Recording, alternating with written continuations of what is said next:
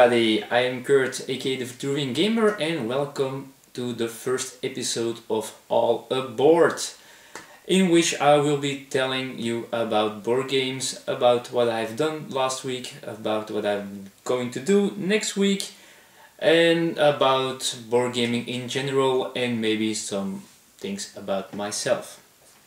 In this episode I wanted to address you because I've made this geek list on Board Game Geek. I'll put the link down below here, where you can vote for my next playthrough. So last week you could see two more parts of my Witcher run through coming online on YouTube. Thank you for watching, by the way. And well, I'm still in doubt which game will follow up on the Witcher board game. So I've made this geek list, and I thought I would run down this geek list together with you, and you can see which games I might be doing, and well, it all depends on all of you. So let's check it out. First of all, I have Flashpoint as one of the games I would like to do a run through of for you. Cooperative game, most of them are, of course. It makes it easier to play solo, but this is Flashpoint, where I will be playing 1, 2 or 3 firefighters, and well, we can see which if we can save the people in the location we will be doing. I've got a few expansions, it's all on the list. I've got the base game, of course. I've got the Extreme Danger expansion, the Honor and Duty expansion, and the Urban Structures expansion as well. So if you choose Flashpoint, please put in the comments also which expansion you'd love to see played. So that's the first one, Flashpoint. Then the second one is this small game, Onirim or Onirim. I have no clue how to pronounce it. This is a solo game. You can also play it with 2 players, in which you are trying to escape this bad dream through these doors you have to find and unlock, and in the meanwhile there are these nightmarish creatures you can encounter, the ones on the box here. It's a very fun solo game, plays quite quickly, and well, this is an option as well. This is the first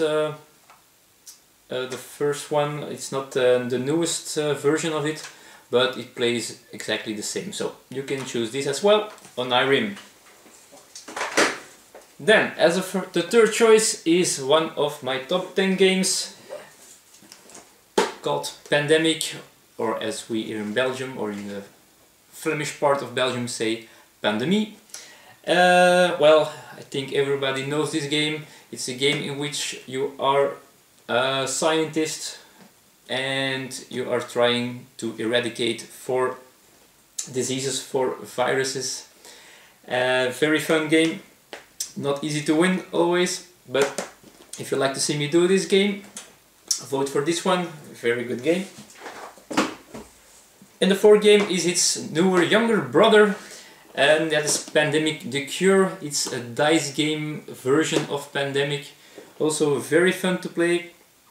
The idea is the same. There are 4 viruses which you want to eradicate, and all players have their own special ability and their own color of dice, which might change how good they can do all the things they have to do. So that's choice number 4, Pandemic the Cure. And then we go to number 5, a game that is not that known by most people. Maybe you all heard of the title, SOS Titanic, game by Ludovic Maublanc and Bruna Catala, 2 big names in the board game design world. And in this game it's like a little bit like Klondike, Patience, Patience, or Solitaire. They're all the same game but different names, in which you are trying to save as much passengers from the sinking Titanic as possible. Well, it's I think it might be an underestimated game. It's very fun, very easy to play, great team, looks good. So if you want to see this, it's number 5 on the list. And the next one, also a small card game, Space Hulk Dead Angel. Very nice game where you play a group of space marines trying to get through a mission while being attacked by these spawns of gene stealers. Very difficult to win. I'm not sure if I won it already, so maybe if I do it in front of the camera I managed to do it to win. So if you like to see this game, vote for Space Hulk Dead Angel. Next one is one of my favorite games, and it's one of the expansions for it. It's Robinson Crusoe, the Voyage of the Beagle expansion. I have this for quite a while already. I think I bought it at Essen 2013. I haven't got to play it yet because I didn't manage to win all the scenarios in the base game yet. I have to do one more. But well, I might start this one for you guys if you prefer me to do this. So, Voyage of the Beagle, if you want to see this one played, it's number 7 on the list. And then the special one, also an expansion for Robinson Crusoe. I don't have the real expansion, but there's a print and play on Board Game Geek, and I'm talking about the Dr. Livingston expansion, which tells a story about us trying to find Dr. Livingston on an island where he is doing his science stuff. And he has gotten sick and we are trying to find and rescue him. So if you want to see me do this scenario, well, just give a thumbs up on number 8, the Robinson Crusoe Tracing Dr. Livingstone scenario. Next one is Ghost Stories, another game by Antoine Bauza. This game I just got into my collection just for you. I didn't have it, but I traded my copy of Steam Park away for it. Game which I also liked, so it was a hard trade for me to do. But if you like to see this, I'm willing to do so for you. Ghost Stories, I've heard it is very hard to win. So well, I could use your support trying to win this game. So it's number 9 on the list. Number 10 is a game I do not own. I have a friend that owns it, so I could borrow it from him. And that's, I'll put it here, that's DDay Dies, a game in which we are doing well, a mission in, I think, World War II. And it's a dice game, so I love dice games. I've heard it's not that easy to win also, but I can give it a try. I'd love to play it, so feel free to vote for it because I would like to try it. So that's number 10, DDay Dies. The next one is also a game in which you are on a deserted island. It's the somewhat less popular but also very fun Castaways, in which you try to survive on the island. You have to do a lot of exploring in this game with all different cards that you can get, which says what you are encountering. Very interesting, very good storytelling game actually. I like it very much. The only sad thing about it is it's a semi-cooperative game, and I prefer my games to be fully cooperative. So if I play alone, I don't have any problems with that. I haven't tried it solo yet, but this could be a great chance to do so. So if you like to see Castaways on my channel, vote for number 11 on the list. By the way, you can vote for multiple games, of course. You don't have to choose one of them. Next game is a game from last year, from Bezier Games. It's Castles of Matt and Ludwig, in which you try to make this crazy castle for this crazy king. I've played it a few times with more players, of course, but I'm very curious to try the solo game. So if you are curious too, I want to try this as well. Castles of Mad King Ludwig. Over to the next game. It is a special one. You might not know it. It was a kickstarted game from a few years ago, and 2 years ago he did the designer. His name is Jack Darwitt. He did a new game on Kickstarter, and you could get, as an extra pledge level, you could get his previous game.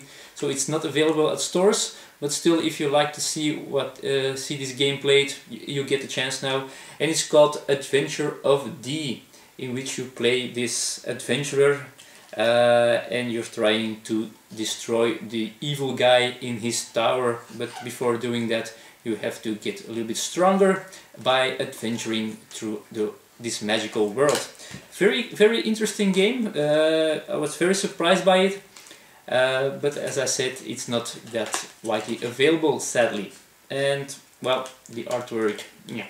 But the game is very fun, very good. Okay, next one. Also a game I bought through Kickstarter. I've played a few times now, and I'm very curious how it works a bit in a solo game, because it's also semi-cooperative, and maybe this is fun as well.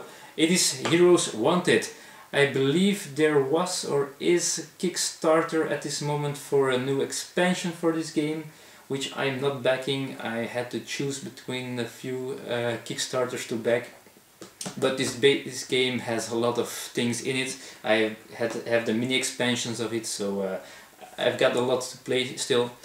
So Heroes Wanted, you are this wannabe superhero with crazy abilities, and you are trying to solve crimes, but not the crimes that the Avengers are trying to solve. No, we are trying to solve these video bootleg guys and some let's see, some loitering and jaywalking people.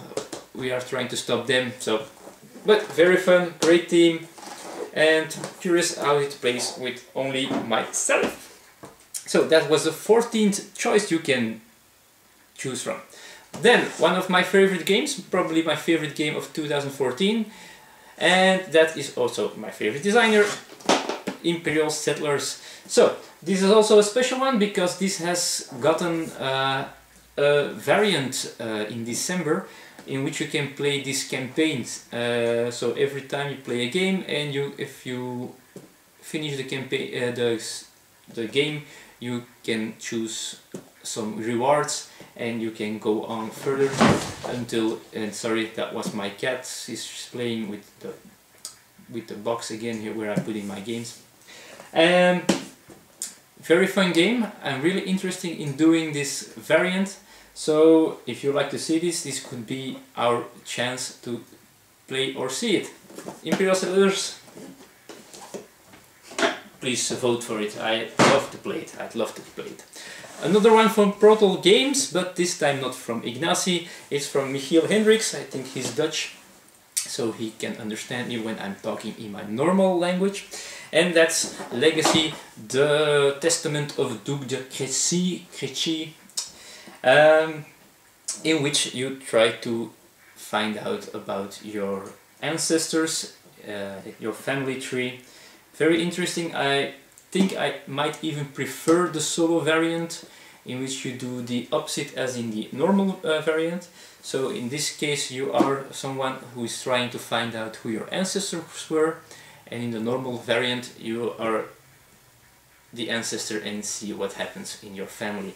Very nice game. It takes a lot of table space because your family tree gets so big, but it's very fun, very thematic. I love this game. It's really fantastic. So if you want to see me do that, thumbs up for number 16, Legacy, Testament of Duc de Crécy. Next one, a game that's very good, but I do not like it with more than 3 players. It just takes too long. It's so... well, you can have a lot of AP in this game, but the game is gorgeous. The game is fun. The game is Lewis and Clark, The Expedition. I haven't played this solo yet, but I'm very curious how it plays. You play against a virtual player, as I'm doing right now with the Witcher playthrough. So it's kind of a race. It's a kind of a race game with some management of resources. Very interesting game. Love to play it again. So if you want me to play it again, vote for number 17, Lewis and Clark. Number 18, a game I haven't played in a while, but it was one of my first games I bought when getting into the hobby. And thanks to Tom Vassell, he likes it as well, if I'm not mistaken.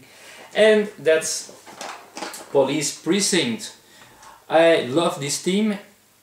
You get into the role of these policemen and women trying to solve the crimes in, well, a very small city with lots of crime, that's for sure.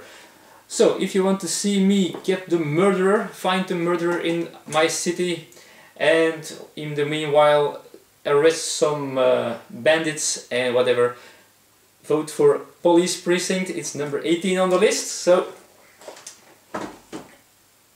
on to the next one. This one I already did a playthrough of, but in Dutch. So for all my English speaking fans out there, don't know how many that are, but if you like to see me do a run through of Samurai Spirit, one of the biggest surprises for me from 2014 by Antoine Bouzeigen, well, just vote for the number 19 on the list.